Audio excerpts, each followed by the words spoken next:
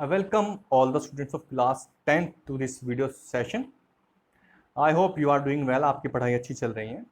As you all know that we have been doing our chapter 2 of democratic politics, that is federalism. Federalism में हमने देख लिया federalism क्या है. World scenario में हमने बात कर ली कि आपका वर्ल्ड में किस तरह आपका फेडरलिज्म इम्प्लीमेंट किया गया है.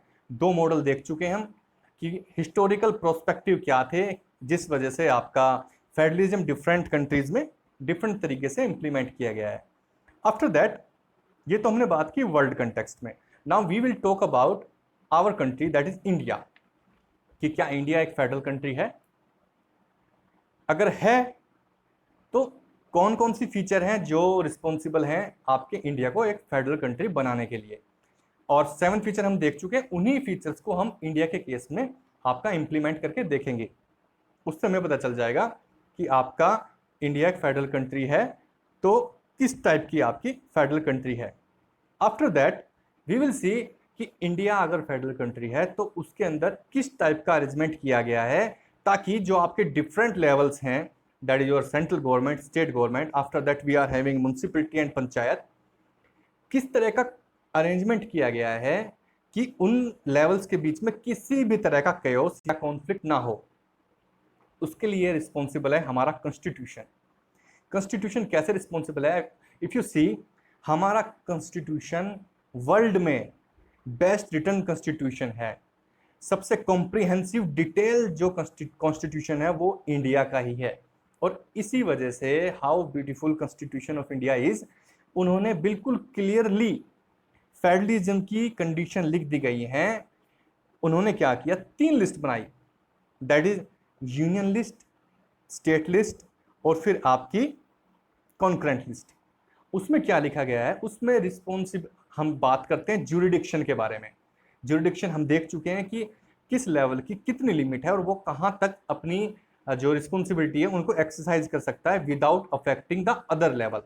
इस वजह से कॉन्स्टिट्यूशन बिल्कुल क्लियरली लिख दिया गया है स्टेट लेवल की, सेंट्रल लेवल की और जितने भी बाकी लेवल्स हैं सबकी रिस्पॉन्सिबिलिटी, ज्यूरिडिक्शन बिल्कुल साफ साफ लिख दी गई है, ताकि किसी भी तरह का केओस या किसी भी तरह की डिस्टर्बेंस कंट्री के अंदर ना हो. इन दिस वीडियो लेक्चर हम यही देखेंगे कि इंडिया एक फेडरल कंट्री है तो कैसे है, और कॉन्स्टिट्यूशन में क्या चीज लिखी गई है कि हमारी कंट्री बहुत ही स्टेबल है.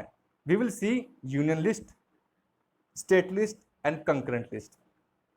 उसके बाद हम देखेंगे इन दिस वीडियो लेक्चर कि अगर फेडरलिज्म इंडिया में इंप्लीमेंट हो रहा है, फॉर एग्जांपल अगर पावर शेयरिंग एक बार कॉन्स्टिट्यूशन में लिख दी गई है तो क्या वो चेंज हो सकती है?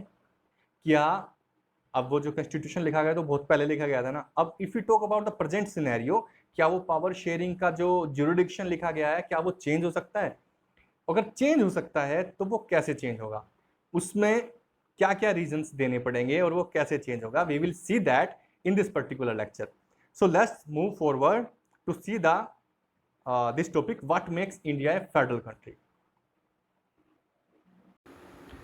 Okay, in this topic we will see कि what makes India a federal country. India को एक फेडरल कंट्री कैसे माना जाए.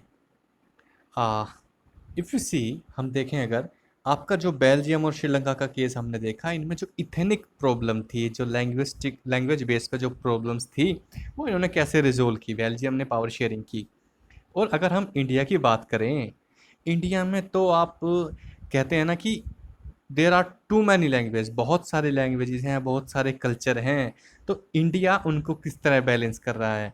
तो वही देखने वाले हैं कि जो इतना सारा, जैसे हम कहते हैं ना कि यूनिटी इन डाइवर्सिटी है इंडिया के अंदर, तो वो इंडिया उसको कैसे मैनेज कर रहा है.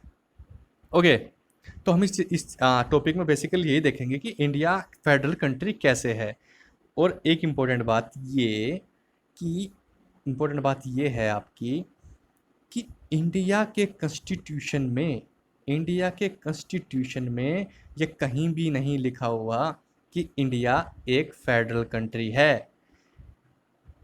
कॉन्स्टिट्यूशन में बिल्कुल साफ साफ ये लिखा हुआ है कि the constitution declared India as a union of state. केवल यूनियन ऑफ स्टेट मेंशन है, although it did not use the word federation. Constitution में कहीं भी फेडरेशन वर्ड का यूज नहीं है। तो क्या इंडिया एक फेडरल कंट्री नहीं है? इंडिया फेडरल कंट्री है, ये कैसे देख सकते हैं? इफ यू रिमेंबर, हमने जो लास्ट टॉपिक था हमारा, हमने क्या देखा था? फेडरलिज्म की 7 कैरेक्टरिस्टिक देखी थी हमने। उसको इम्प्लीमेंट करके देखते हैं, उसको इम्प्लीमेंट कैसे कर सकते हैं। अब हम देखते हैं कि क्या इंडिया एक फेडरल कंट्री है। पहला पॉइंट आपको याद हो, ये था कि दो से ज़्यादा लेवल होते हैं पावर शेयरिंग के। कैसे? एक तो था स्टेट गवर्नमेंट, दूसरा सेंट्रल गवर्नमेंट। क्या ये इंडिया में है? हाँ है। तीसरा पॉइंट, या इससे ज़्यादा लेवल भी हो सकते हैं। हमने देखा म्यूनसिपैलिटी भी है इंडिया के अंदर और पंचायत भी है, और इन सब के बीच में पावर भी डिवाइड हो रही है। हम vertical distribution of power sharing में देख चुके हैं किस तरह हमारा पहले सेंट्रल गवर्नमेंट, फिर स्टेट गवर्नमेंट, फिर आपकी म्यूनसिपैलिटी और पंचायत आती हैं, और वर्टिकल डिवीजन होता है आपका पावर का। वर्टिकल डिवीजन होता है आपका पावर का, डाउनवर्ड शेयर करते हैं power. Being the most powerful is central government, उसके बाद स्टेट गवर्नमेंट, और थोड़ा पावर आपकी म्यूनसिपैलिटी और पंचायत को भी दिया गया है।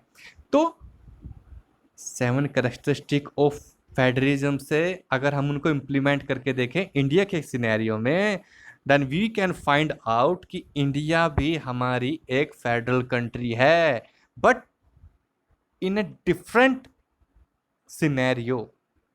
जनरली हर कंट्रीज में एटलीस्ट 2 लेवल तो होते ही हैं पावर शेयरिंग के, that is your central government and state government. But India इतनी बड़ी कंट्री है, इतनी डाइवर्स कंट्री है, और तो उसके लिए हमें सम एक्स्ट्रा लेवल बनाने पड़े, ताकि हम लोगों तक, जो लास्ट रूट पे जो लोग हैं गांव में, उन तक पहुंच सकें। हम यही देखेंगे इसमें।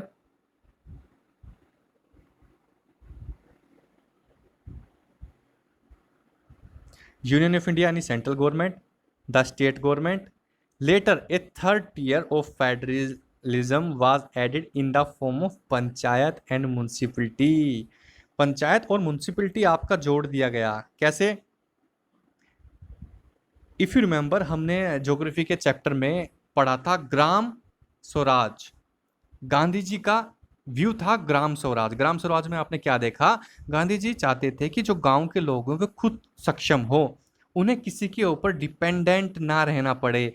तो उनका कॉन्सेप्ट था ग्राम स्वराज, ताकि जो इंडिया फैसिलिटी दे रहा है, सेंटर या स्टेट गवर्नमेंट जो फैसिलिटी दे रहा है, वो लास्ट तक, जो लास्ट आदमी है जो गांव में है, उस तक वो सुविधा पहुंचे।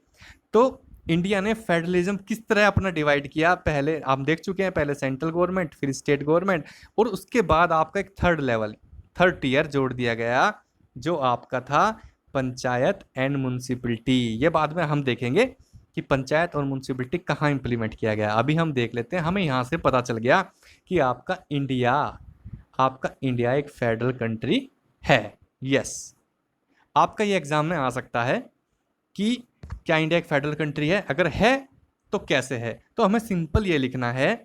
पहले तो हम बता देंगे, ये 5 मार्क्स में आपका आ सकता है। मैं आपको क्वेश्चन राइटिंग थोड़ा बता दूं किस तरह कर सकते हैं। पहले कहेंगे हाँ, इंडिया एक फेडरल कंट्री है। कैसे है? पहले बताएंगे कॉन्स्टिट्यूशन में यूनियन ऑफ स्टेट लिखा हुआ है, बट हमारा कॉन्स्टिट्यूशन में ये नहीं लिखा हुआ फेडरल कंट्री इंडिया है। तो हम क्या करेंगे, सिंपली जो 7 पॉइंट्स हैं आपके कैरेक्टरिस्टिक हैं जो फेडरलिज्म की, वो इसके अंदर राइट लिखेंगे 7 पॉइंट, और बाद में हैंस प्रूव करेंगे। यस, अगर ये 7 पॉइंट आपके प्रूव हो रहे हैं, जरूरी नहीं 7 के 7 पॉइंट प्रूव मतलब वैलिड हो इंडिया केस में। अगर कुछ भी पॉइंट वैलिड हो रहे हैं, देन इट मीन्स हमारी जो कंट्री है इंडिया, यस, वो एक फेडरल कंट्री है। आई थिंक आपको ये समझ में आ गया होगा। नाउ हमें पता चल गया है इंडिया एक फेडरल कंट्री है, but in a different situation and scenario. इसमें 2 से ज़्यादा आपके टियर हैं, आपके लेवल्स हैं, जिसके अंदर पावर शेयरिंग हो रही है। और जब पावर शेयरिंग हो रही है, इसका मतलब सभी लेवल्स की, हम देख चुके हैं लास्ट टॉपिक में, सभी लेवल्स की सेपरेट ज्यूरिडिक्शन होगी। सबके सेपरेट लेवल होंगे राइट्स के, कि किस कॉन्स्टिट्यूशन में बिल्कुल साफ साफ लिख दिया गया है कि किस लेवल को कितना पावर दिया गया है और उसकी हद कहाँ तक है, उसकी लिमिट कहाँ तक है, वो अपनी पावर को कहाँ तक एंजॉय कर पाएगा। दी कॉन्स्टिट्यूशन क्लियरली प्रोवाइडेड ए थ्री फोल्ड डिस्ट्रीब्यूशन, 3 टाइप का डिस्ट्रीब्यूशन दिया है आपका legislative power between union government, okay, state governments. आपकी 3 लिस्ट दी गई है, बेसिकली आपका 3 स्ट्रक्चर दिए गए हैं ताकि किसी भी तरह का सेंट्रल और स्टेट गवर्नमेंट के बीच में डिस्प्यूट ना हो। तो कॉन्स्टिट्यूशन के अंदर आपका 3 लिस्ट दे दी गई हैं ताकि स्टेट और सेंट्रल गवर्नमेंट को यह क्लियर हो जाए कि आपकी जुरिडिक्शन यहां तक है। पहली है आपकी यूनियन लिस्ट, दूसरी है आपकी स्टेट लिस्ट और तीसरी है आपकी कंकरेंट लिस्ट, तीसरी है आपकी कंकरेंट लिस्ट। तो इन दिस टॉपिक हमारा जो मोस्ट इंपॉर्टेंट कॉन्सेप्ट है वो यही है, हमें ये समझ में आ गया है, ठीक है, इंडिया एक फेडरल कंट्री है, उसके बाद फेडरल है, हमने सेम फीचर देख लिए हैं। उसके बाद ताकि ज़्यादा इंडिया में 2 से ज़्यादा लेवल है, इसका मतलब कॉन्स्टिट्यूशन में क्लियरली मेंशन करना पड़ेगा ना, ताकि कोई कॉन्फ्लिक्ट ना हो कि हर लेवल का एक अलग जुरिडिक्शन होना चाहिए। तो उसके लिए क्या किया गया, कॉन्स्टिट्यूशन में आपकी 3 लिस्ट बना दी गई। पहली है आपकी यूनियन लिस्ट, दूसरी है आपकी स्टेट लिस्ट और तीसरी है आपकी कंकरेंट लिस्ट। और ये आपका मोस्ट इंपॉर्टेंट क्वेश्चन है इस चैप्टर का, ये आपका डायरेक्टली 5 मार्क्स में आ सकता है, मुझे लग रहा है आएगा। ये क्वेश्चन अलग अलग तरीके से पूछा जा सकता है, we will discuss that later on, अभी हम केवल कॉन्सेप्ट पे ध्यान देते हैं। चलो देखते हैं अब ये हमारी कॉन्स्टिट्यूशन में बेसिकली जो 3 चीज़ लिखी गई हैं। Although I want to tell you something कि हमने कॉन्स्टिट्यूशन अभी तक नहीं देखा कि कॉन्स्टिट्यूशन एक्चुअली लिखा कैसे गया है, बट जितने भी हमने चीज़ देखी, आपके फंडामेंटल राइट्स, डेमोक्रेसी की डेफिनेशन, प्रियम्बल, जितना भी हम पढ़ चुके हैं, हम आपके इंस्टीट्यूट पढ़ चुके हैं, आपके लेजिस्लेटिव, एग्जीक्यूटिव, जुडिशरी, ये सब क्या है आपके, ये आपके कॉन्स्टिट्यूशन में ही तो चीज़ें लिखी हुई हैं ना। तो हम जितना भी आपका सिविक्स पढ़ चुके हैं वो आपका एक तरह से आपका इम्प्रेशन है कॉन्स्टिट्यूशन का। अब हम देखते हैं कॉन्स्टिट्यूशन में आपकी 3 लिस्ट दी गई हैं, यूनियन लिस्ट, स्टेट लिस्ट और आपकी कंकरेंट लिस्ट, वो क्या क्या हैं। Okay, first we will see union list. Union list से नाम जैसे सजेस्ट हो रहा है यूनियन लिस्ट, इसका मतलब ये कहीं ना कहीं आपकी यूनियन गवर्नमेंट के साथ डील करती होगी। ये यूनियन लिस्ट इस वजह की कही गई है क्योंकि ये आपकी यूनियन गवर्नमेंट के साथ डील करती है और यूनियन गवर्नमेंट आपका रिप्रेजेंट करती है पूरे इंडिया को।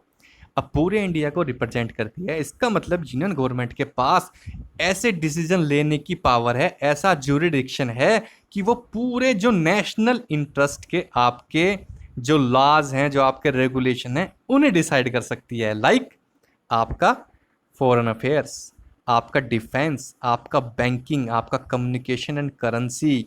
फॉरेन अफेयर्स आपके जो रिलेशन होंगे दूसरी कंट्रीज़ के साथ वो डिसाइड करेगी।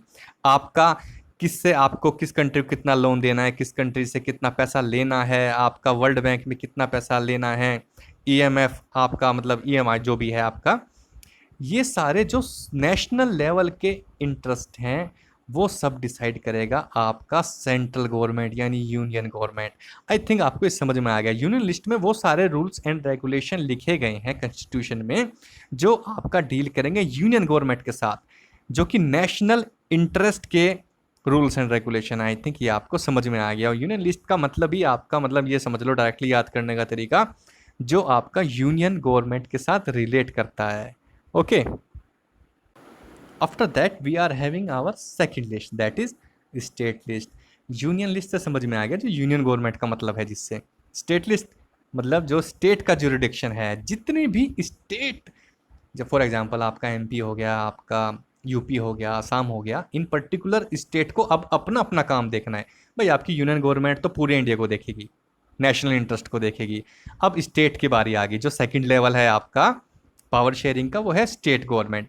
अब स्टेट गवर्नमेंट की ज्यूरिडिक्शन में क्या क्या आता है, उसकी पावर में क्या क्या आता है, उसकी पावर में आता है कि हाँ भाई मध्य प्रदेश वाला स्टेट अपना खुद का इंटरेस्ट देखेगा, भाई आपके रिसोर्स ठीक ठाक चल रहे हैं, आपकी जो लोग हैं उन्हें कोई दिक्कत तो नहीं है। असम गवर्नमेंट अपना असम का देखेगी, ठीक है ना।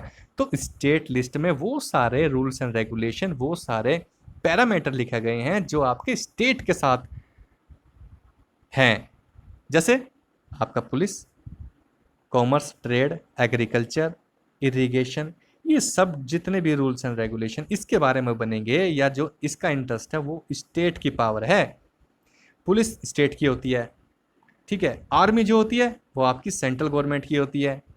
जो लोकल पुलिस होती है, आपने कभी नहीं सुना होगा कि इंडियन पुलिस, इंडियन पुलिस नहीं, आपकी असम पुलिस होती है, आपकी यूपी पुलिस होती है, ठीक है। लेकिन आर्मी तो एक ही होती है ना।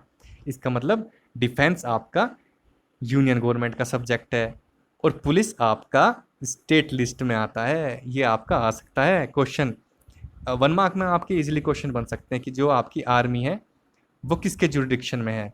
आर्मी आपकी यूनियन गवर्नमेंट में है क्योंकि वो नेशनल इंटरेस्ट है।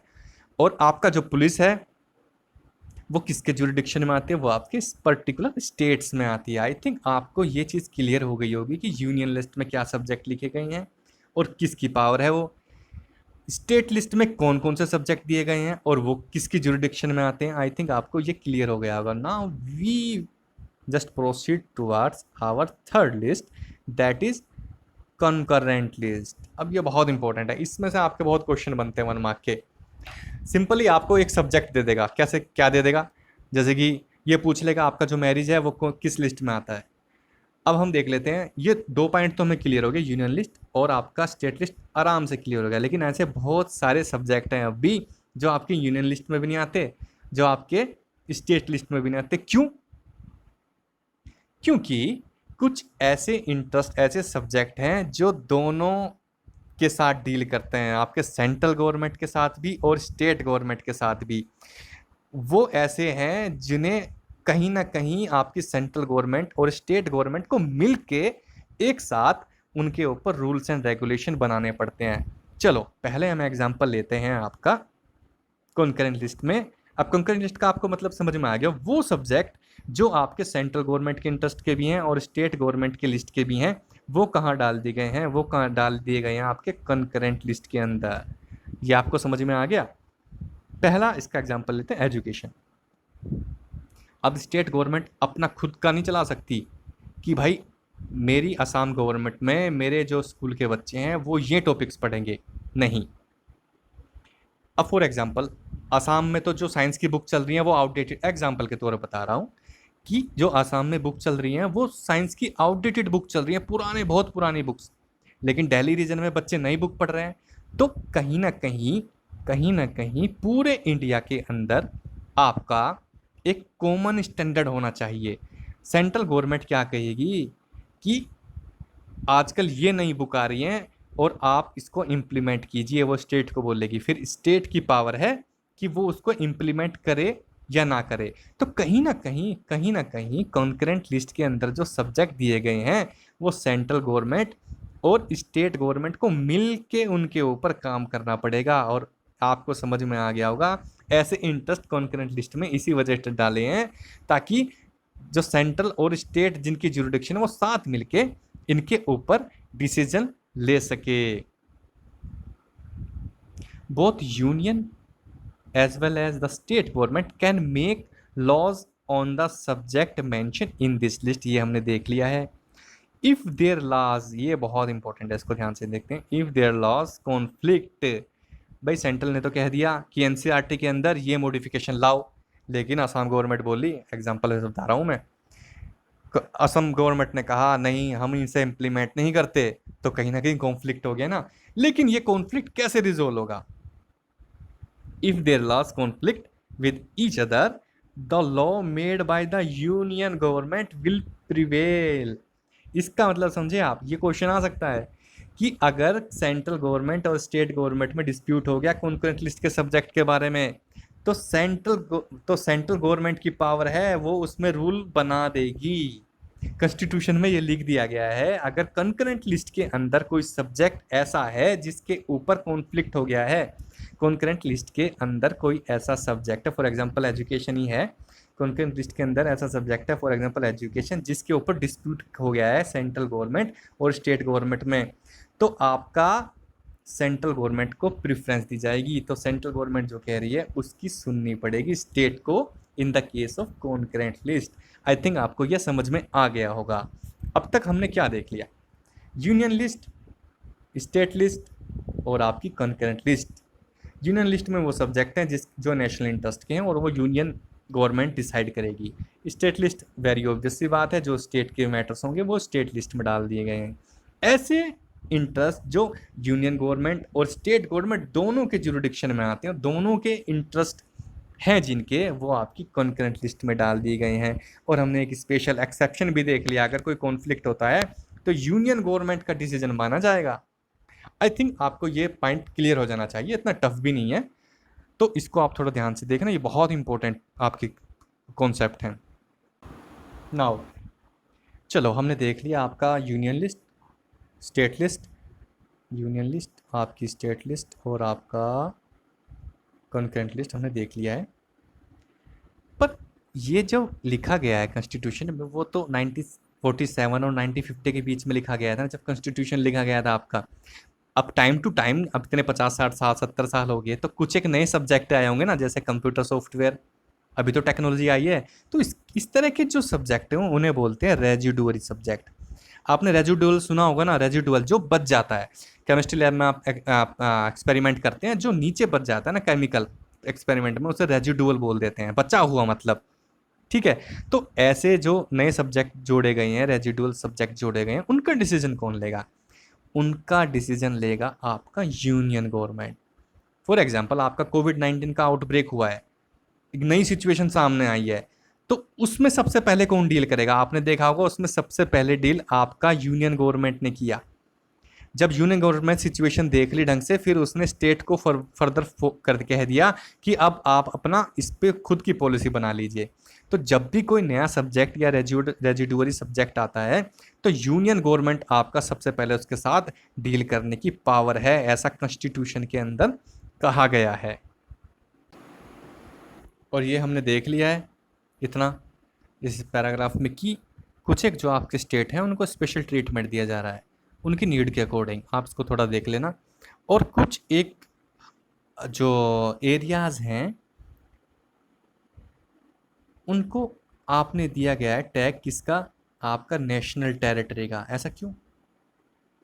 ऐसा क्यों है उनको नेशनल टेरिटरी बना दिया है? इसका रीज़न इस वजह से है कि कुछ एरियाज़ आपके ऐसे होते हैं जो जिनका एरिया ना तो इतना बड़ा होता है कि उनको स्टेट ही बना दें, ठीक है, उनको किसी स्टेट के साथ मर्ज भी कर सकते हैं, पर उनका कल्चर, उनकी लैंग्वेज, उनके रिचुअल्स इतने अलग होते हैं, उन्हें किसी के साथ जोड़ भी नहीं सकते, किसी और स्टेट के साथ जोड़ भी नहीं सकते। तो गवर्नमेंट सोचती है उन्हें स्पेशल ट्रीटमेंट दे दिया जाए और उन्हें आप यूनियन टेरिटरी बना देते हैं।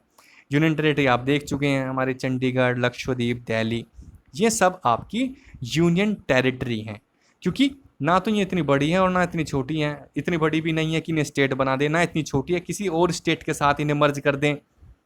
क्यों नहीं कर सकते? क्योंकि इनकी लैंग्वेज अलग है, इनके रिचुअल्स अलग हैं, इनका कल्चर अलग है, तो इन्हें एक सेपरेट टेरिटरी ही बना दिया गया है, बट नॉट एज स्टेट। इन्हें नाम दिया गया है यूनियन टेरिटरी, जिनको डील करती है आपकी यूनियन गवर्नमेंट। यूनियन गवर्नमेंट आपकी इनके मतलब जुरिडिक्शन के अंदर आती है। Central government has the special power running these areas. I think ये आपको कॉन्सेप्ट क्लियर हो गया होगा ना। एक छोटा सा टॉपिक है आपका, एक छोटा सा टॉपिक है कि चलो पावर शेयरिंग कॉन्स्टिट्यूशन के अंदर डिफाइन कर दिया गया है, ठीक है, रूल्स एंड रेगुलेशन आपके कॉन्स्टिट्यूशन के अंदर है, पर ऐसा नहीं है। हम पहले पिछले लेक्चर में भी डिस्कस कर चुके हैं कि केवल यूनियन गवर्नमेंट उसको अपना आप चेंज नहीं कर सकती रूल्स एंड रेगुलेशन को, उसको जो बाकी लेवल्स हैं उनका कंसेंट लेना ज़रूरी है, उनका रजामंदी लेनी ज़रूरी है। और वो रजामंदी, वो जो कॉन्स्टिट्यूशन के अंदर रूल्स एंड रेगुलेशन चेंज करने का प्रोसेस है, वो क्या है वो देखते हैं। The parliament can not on its own change the arrangement, any change to it has to be first pass by both the houses of parliament.